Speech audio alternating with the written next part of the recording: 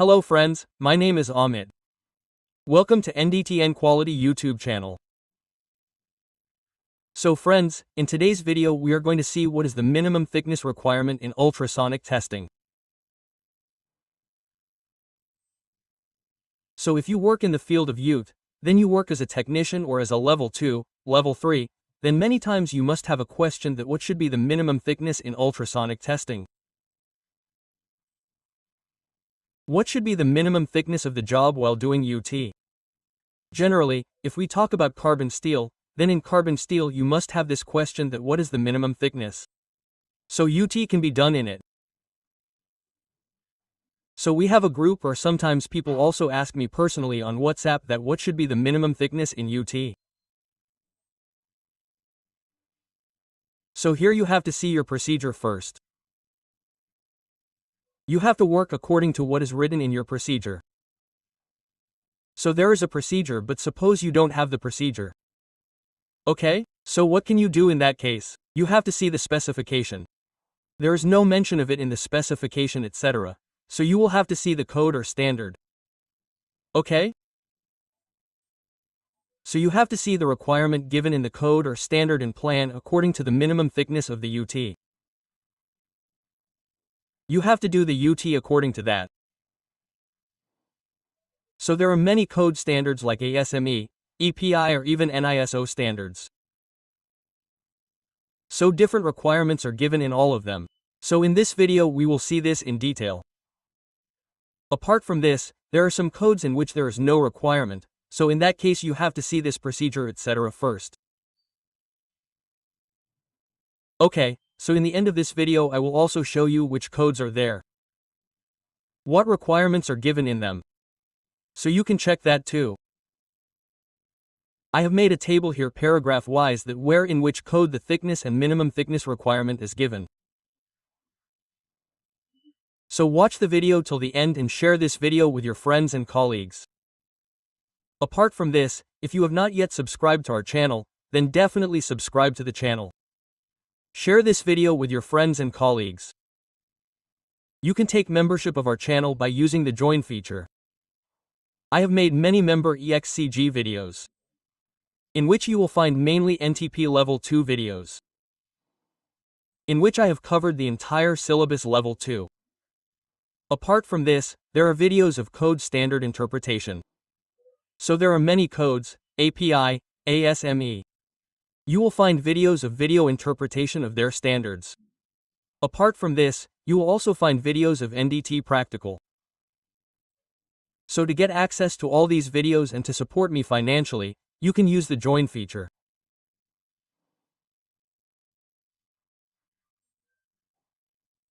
So look here, first of all, where will you find the minimum thickness requirement and why should you follow it? Because in ultrasonic testing, as the thickness decreases, the accuracy and sensitivity of your test will decrease.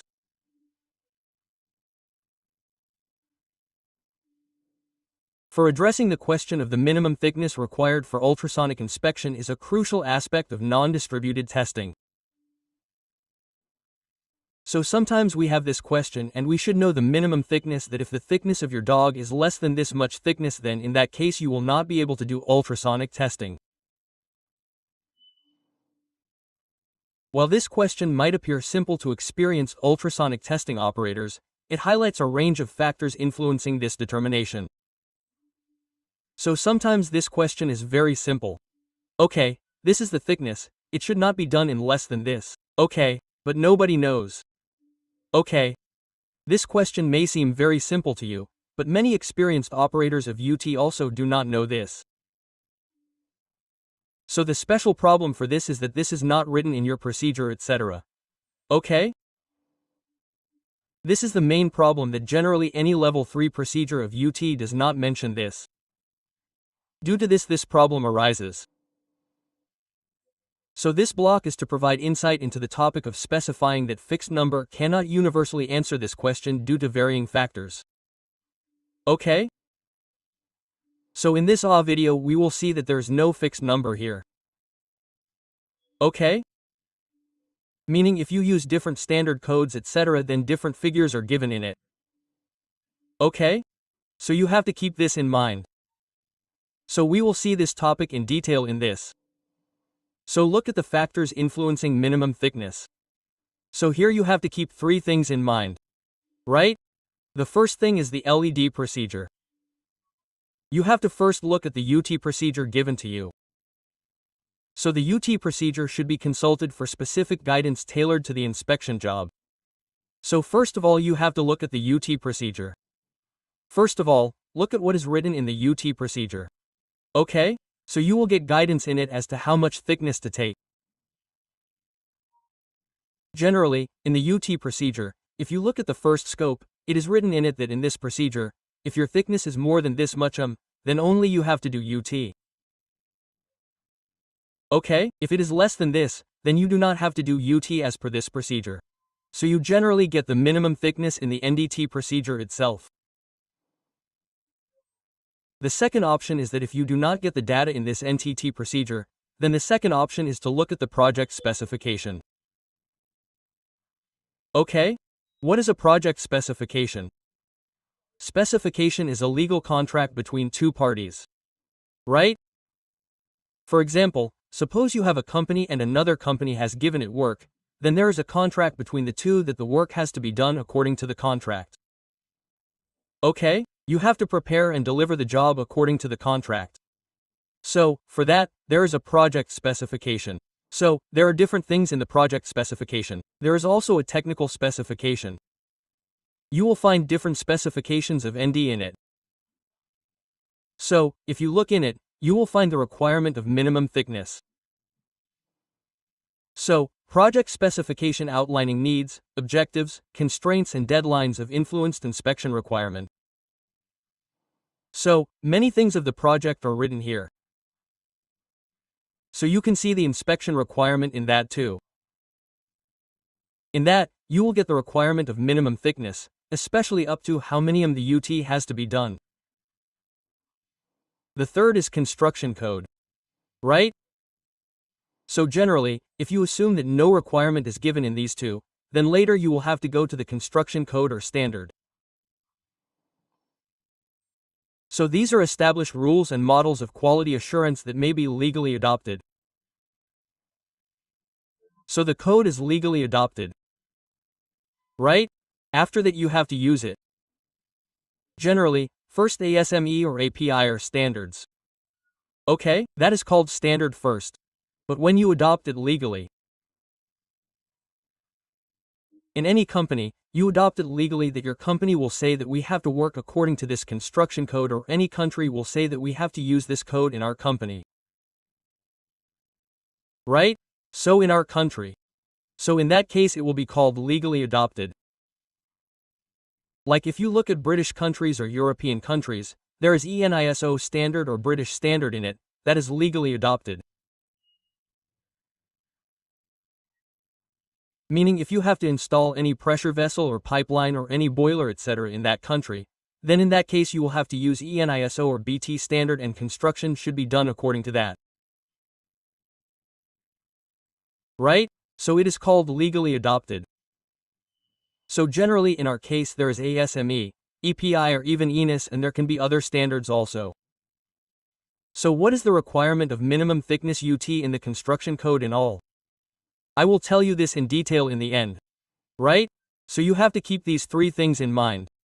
First of all you have to see your procedure. If it is not mentioned in the procedure, then in that case you can see the project specification. If there is no mention in that also, then you can also see the construction code. Okay? So, what is the role of project specification? Project specification is a project-specific document issued by manufacturer before project commitment. NDT procedures are often derived from this specification, which can detect the minimum thickness for ultrasonic inspection, which can detect.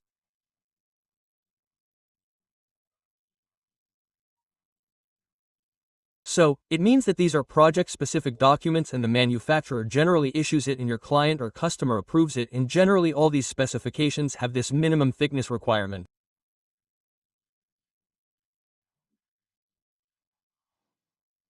So, this specification is a technical specification. You will find this minimum thickness requirement in it.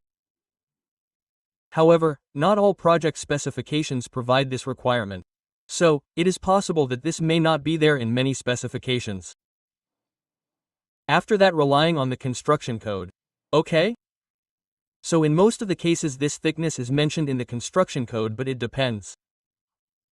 In many codes it is not mentioned. When project specification lacks clarity, construction code offers guidance.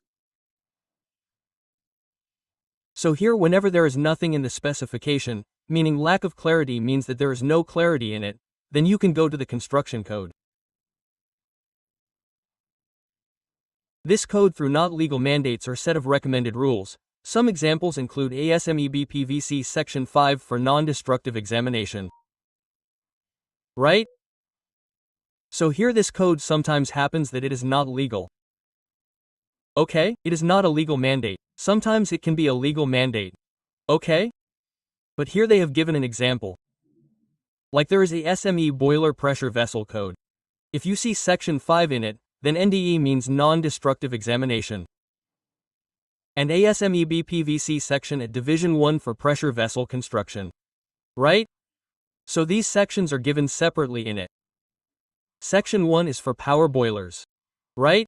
So this is specifically ASME BPVC, this is your construction code. So certain construction code explicitly outlines minimum thickness requirement for ultrasonic inspection, for instant ASM in section no paragraph UW section 9, which is for welding and bracing qualification, etc. It has this clause 191.2.1.8 suggest a minimum thickness of 6 mm. Right? So you will use section 9. If you see this clause in it, then there is a requirement of minimum thickness of 6 mm. Okay? So 6 mm is your size. After that means if your thickness is more than 6 mm, then only in that case you can do up. However, other codes such as SMEB 31.3 and ASMEB 31.3 1 do not provide such specific detail. So here you will see AMA B31.3 or B31.1. Okay, then in that case you will not find any specific requirement. Meaning there is no such requirement that you can do UT only if the thickness is more than this many mm. So here is the table of construction code and thickness limitation. Refer to the table below for construction code and their associated thickness limitation relevant to ultrasonic inspection. Right? So, this table is very important, isn't it? If so, then pause this video and take a screenshot of it once. Right? So here I have given these different codes and their reference paragraph is also given.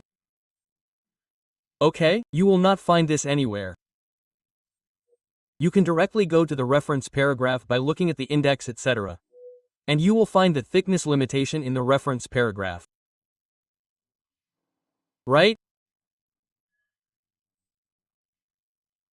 So, I will tell you that we use the main basic code like ASME BPVC1, which is for power boiler. It has a clause of PW52. There is no specification of UT in it. It is written as non-specified, which means that no specified thickness has been given in it.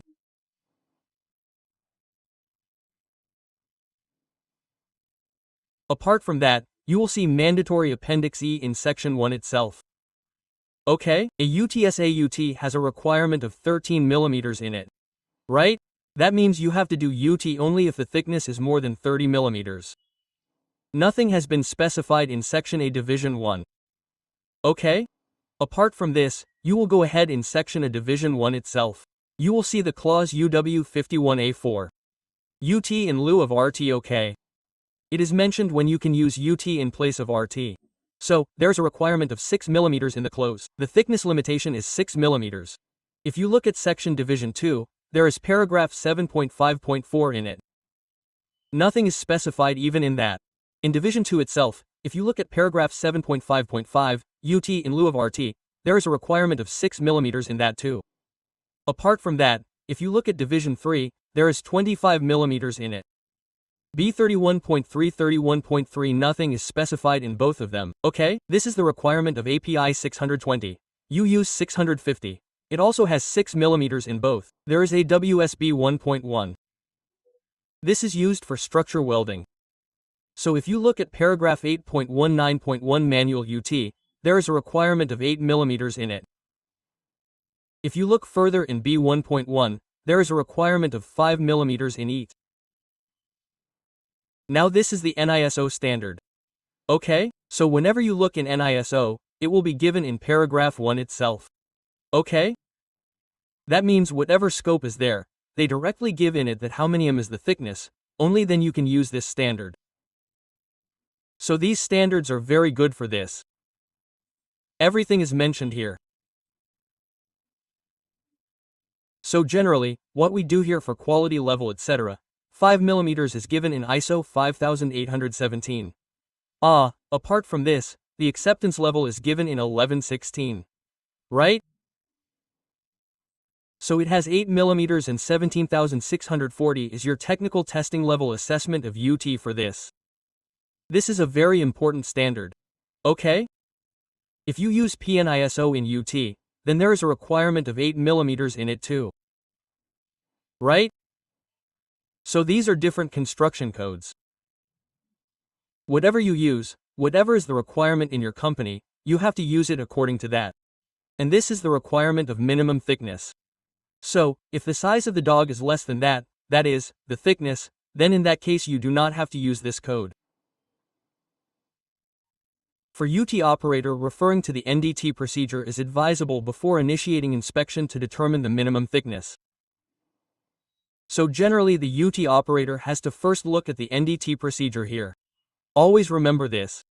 Right? The NDT procedure is to be seen first. When procedures are absent, consulting project specification and construction code utilized in manufacturing can guide the decision-making process.